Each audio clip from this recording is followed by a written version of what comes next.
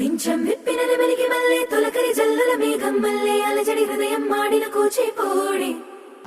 రంగుల దిద్దిన బొమ్మకు మల్లె కవితలు వద్దిన పుస్తకమల్లె సంతోషంలో ముద్దుగా ఈ అమ్మాడి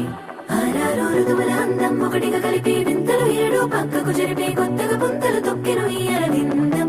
అమ్మమ్మో తాండవమాడే కృష్ణుడి నుండి వేణువ గానం తీయగ పండి రాధకు ప్రాణం ఉప్పొంగే ఆనందం